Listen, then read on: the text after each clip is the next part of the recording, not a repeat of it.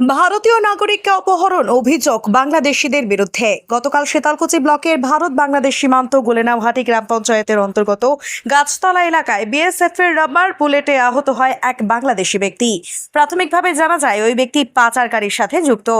ভারতীয় বিএসএফ জওয়ানরা ওই ব্যক্তিকে উদ্ধার করে প্রাথমিক চিকিৎসার জন্য শীতলকুচি হাসপাতালে নিয়ে যান। পরবর্তীতে অবস্থার অবনতি হওয়ায় উন্নত মানের চিকিৎসার জন্য কোচবিহার এমজেএন মেডিকেল কলেজে রেফার করেন।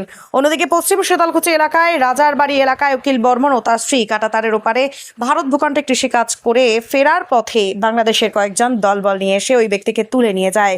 ঘটনায় ব্যাপক চাঞ্চল্য ছড়ায় এলাকায়। কি কারণে তাদের তুলে নিয়ে যাওয়া হলো সেটা সকলের অজানা। ঘটনায় খবর পেয়ে ঘটনাস্থলে আসে শীতলকুচি থানার ওসি অ্যান্টনি হুরো, মাথাভাঙার সিআই অজয় কুমার মণ্ডল সহ বিএসএফ এর আধিকারিকরা। এই প্রসঙ্গে উত্তরবঙ্গ উন্নয়ন মন্ত্রী উদয়ন গুহ বলেন, বিএসএফ যদি যথাযথ কাজ করতো তাহলে সীমান্তে এত অশান্তি হতো না। বর্তমানে যে অশান্তি গুলি হচ্ছে তা বিএসএফ এর মদত ছাড়া সম্ভব নয়। সূত্রের খবর, অপহৃত কৃষককে উদ্ধার করেছে বিজিবি। আজ দু দেশের ফ্ল্যাগ মিটিং এর মাধ্যমে তাকে ভারতের হাতে তুলে দেওয়া হবে বলে জানা যায়। গতকাল এই প্রসঙ্গে কি বলেছিলেন উদয়ন গুহ শোনাবো আপনাদের।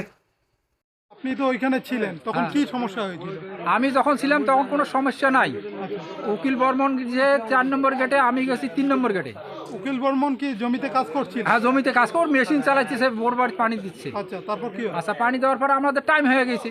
তা উকিল বর্মনকে বললাম, কাকু তুমি তো 4 নম্বর গেটে ঢুকছো, তো তুমি এই দিকে যাও, আমি 3 নম্বর ঢুকছি, আমি 3 নম্বরে যাবো। আচ্ছা, বাড়ি যাই, টাইম হয়ে গেছে।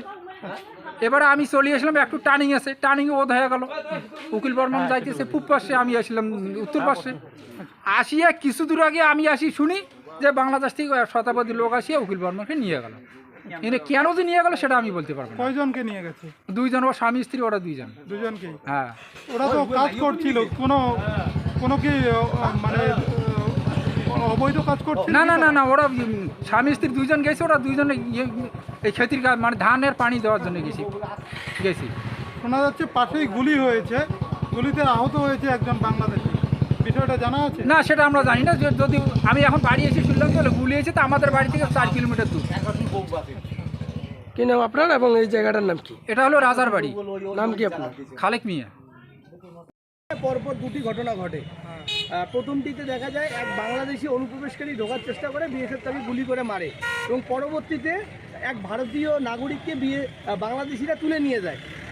এই পর্যন্ত ঠিক ছিল। তারপরে ভারতীয় নাগরিকদের অভিযোগ, যখন বাংলাদেশিরা এসে ভারতীয় নাগরিককে তুলে নিয়ে যায়, বিএসএফ চুপ করেছিল গোটা ঘটনায়।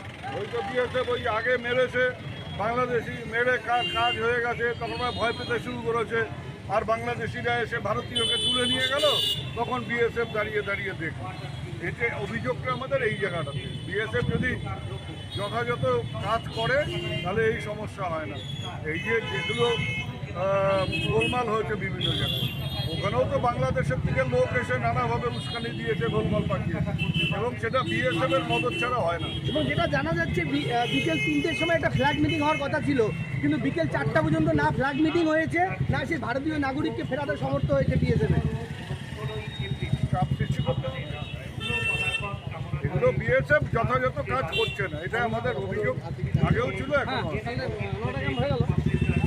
ট্যাক্সমেট অ্যান্ড জিএসটি সুবিধা কেন্দ্র এখন আপনার শহর দিনহাটায়। বিগত 7 বছর যাবৎ সুনামের সাথে কাজ করে আসছে ট্যাক্সমেট। আমাদের এখানে যে পরিষেবাগুলি পাচ্ছেন তা হলো GST registration, GST return, TDS ও TCS return, company registration, society school club registration ও বাৎসরিক return, ISO certification, trademark registration, import export licence, income tax return ও অডিট, ব্যাংক লোন প্রজেক্ট ও ব্যাংক লোনের জন্য CMA data, Udyam registration, professional tax সহ আরো বিভিন্ন ট্যাক্স এবং আপনার ব্যবসা সংক্রান্ত পরিষেবা।